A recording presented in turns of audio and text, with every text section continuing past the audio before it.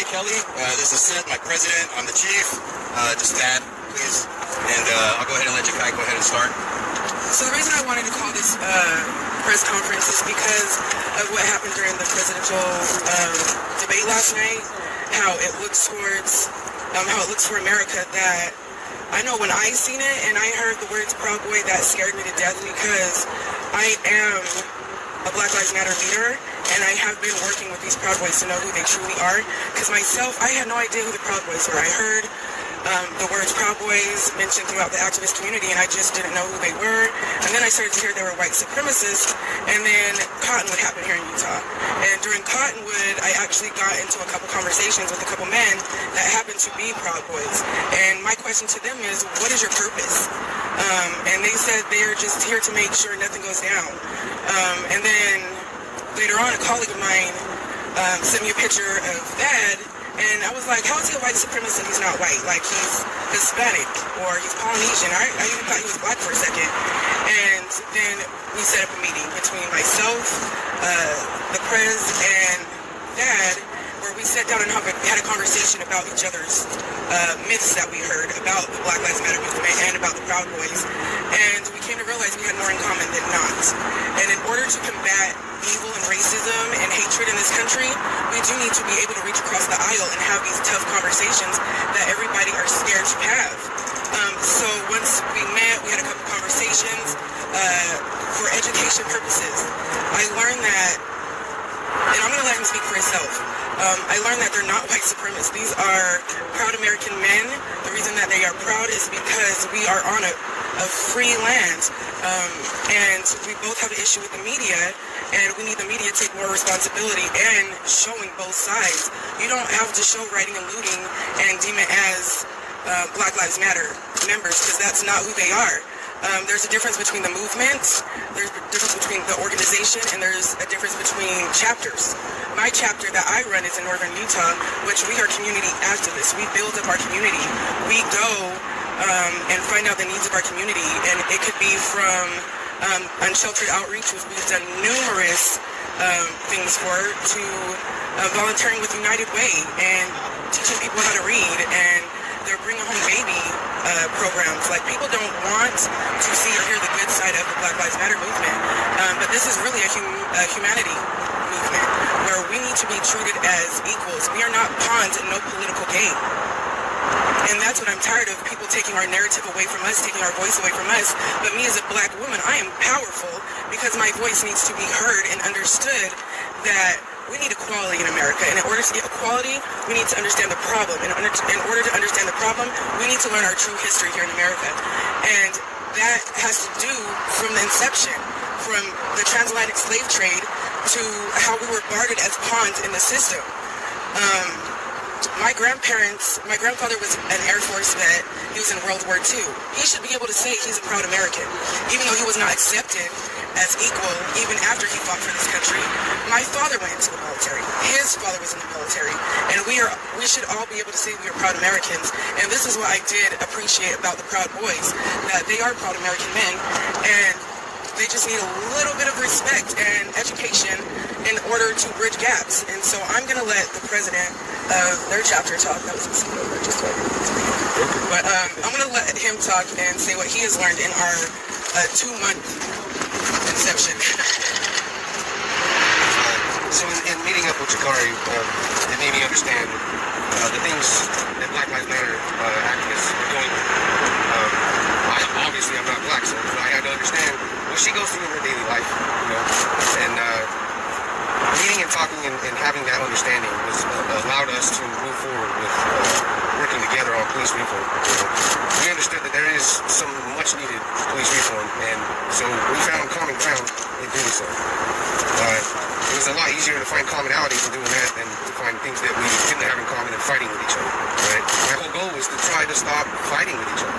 That was my whole purpose in reaching out, talking, and sitting down with her. We're all Americans. I don't care what color your skin is. We're all Americans, and we need to find a way to come together instead of divide. The mainstream media and the narratives out there about us, about her group, all it's doing is causing division. So I'm trying to find a way to stop that divide. And that's much in part due to what Seth here does in his daily life. him speak on some of what he's been working on as well. I think the most powerful thing in the world is unique and different thinking, different ideas coming together on the same path to achieve the same goals.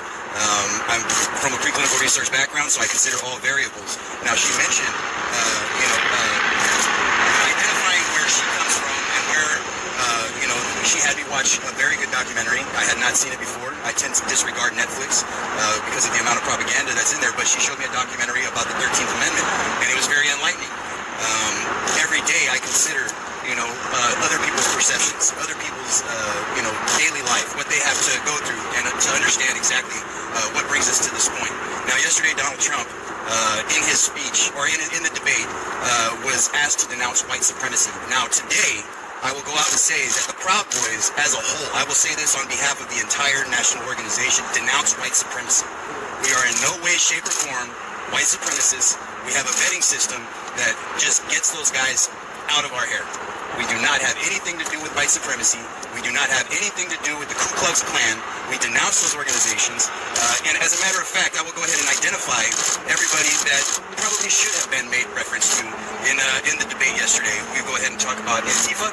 Antifa, they are a problem. They are not an idea. They are very much an organization. They are in terrorist cells. Okay, that's what they are. That's why they do not function.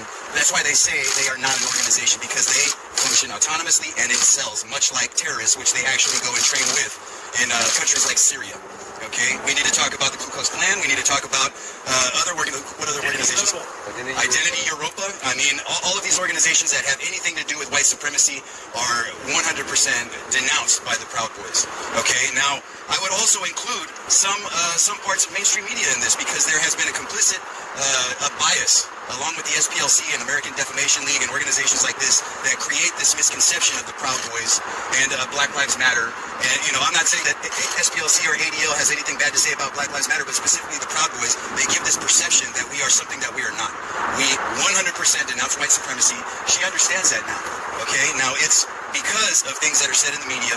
There's these portrayals in the media, on the internet, with Google, with all of these, mainstream media and tech, the big tech organizations. They like to portray us in a different light to keep everybody divided. Now, what this says right here is that Black Lives Matter, Northern Utah, Ogden, and the Proud Boys are working together currently on police reform. We are trying to come to the table, and like I've been trying to do since I first got here. We were there the day of the initial George Floyd protest. We tried to talk peacefully, and as a matter of fact, we were attacked because of these misconceptions. We put our lives on the line on a daily basis, putting this shirt on, but it is worth it for us to work with people like Jacarri and to work with anybody that will listen. We find it 100% worth our lives to fight, to fix this wrong, to help Black Lives Matter achieve their goals. Their goals are our goals, okay? Now, there will always be things that we do not agree on, okay? But what we do agree on is that there is a very real problem with division. Okay, so we are 100% going full steam into working together to shatter this narrative that we are white supremacists, that they are all rioters / looters.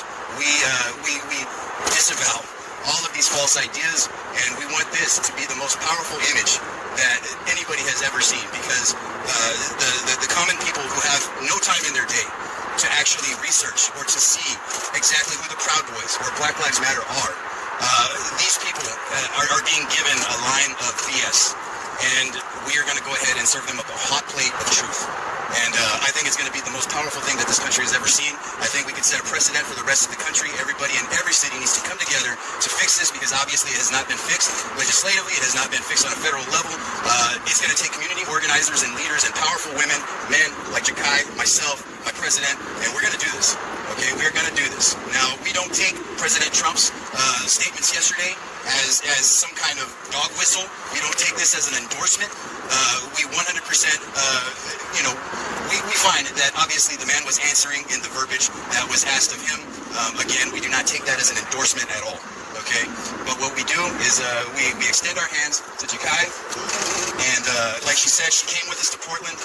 She got to speak with our leadership. She got to sit there and see and hear our ideas. We listened to her ideas, and this is what it's going to take. This is what it's going to take to get everybody on the same page. That way we are not focused on this two-party false paradigm. We're not focused focused on anything that could lead to further division. The United States of America has united in the name, and this is what we will go back to because we will be successful again, and we will be a strong country again. Okay? Jacarri?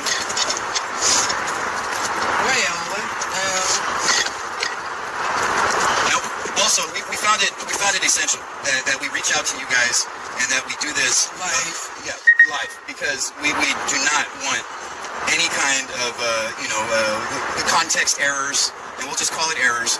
We don't want anybody taken out of context. We want everybody to understand that we are united, that we are doing this together, and we are putting a face to a new America. This is an America where white, Hispanic, Native American, and black stand together in trying to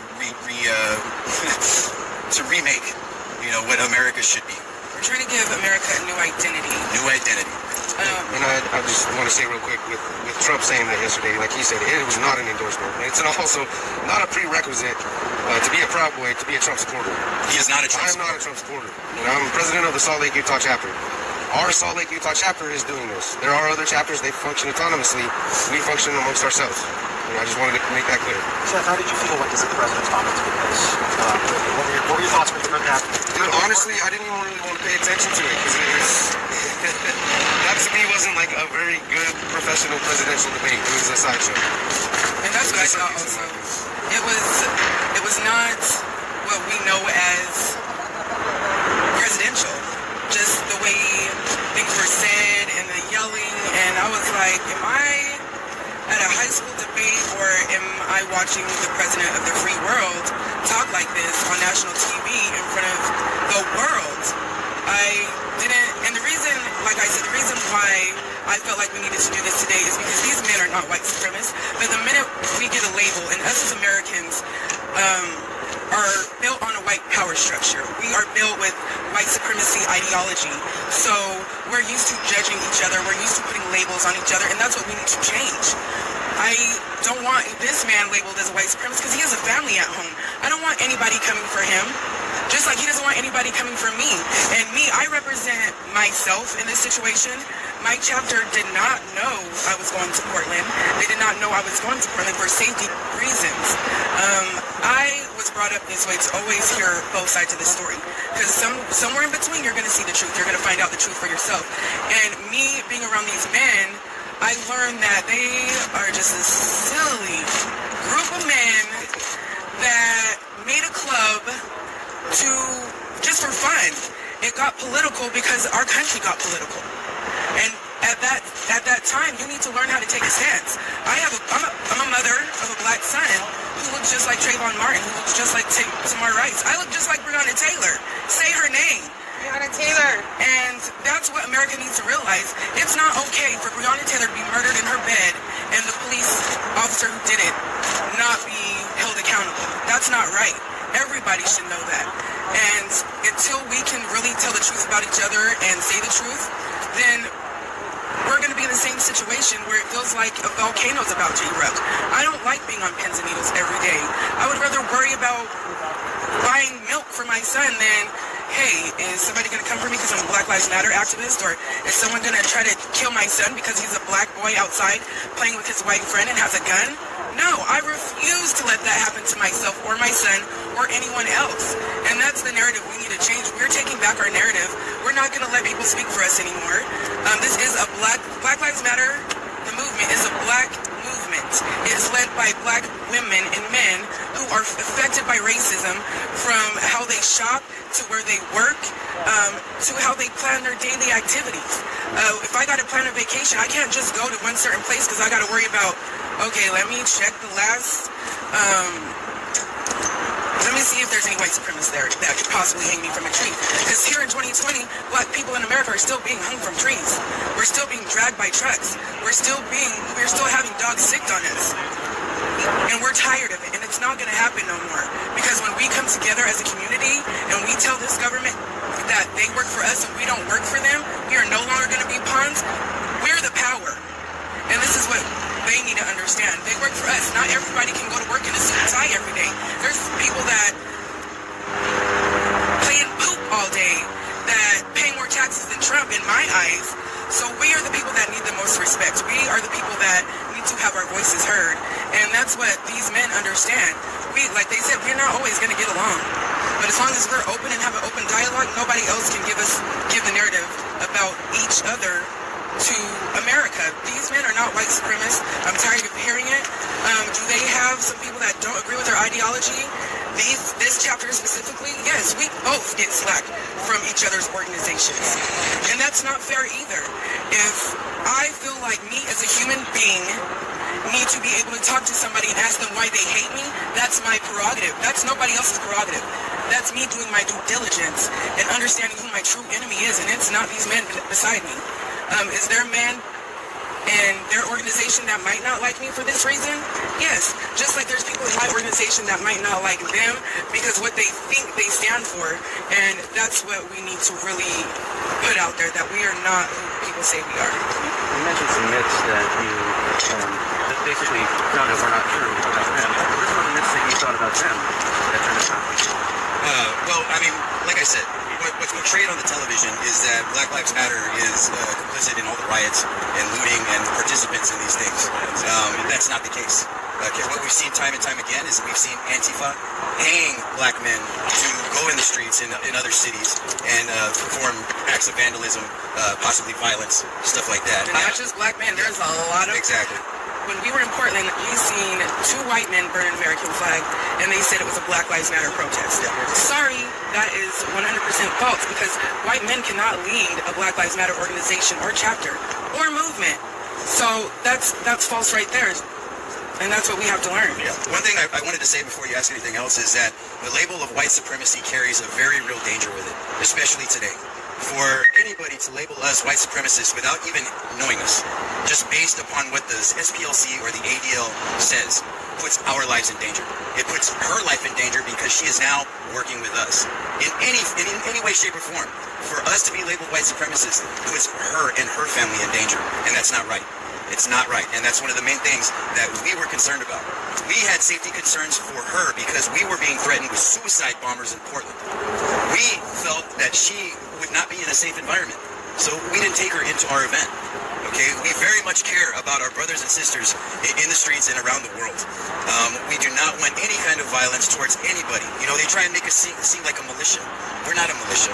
We're a fraternal order of men that love each other very much, that love this country very much, that love our club very much, and we will do anything for those things. And you ain't black.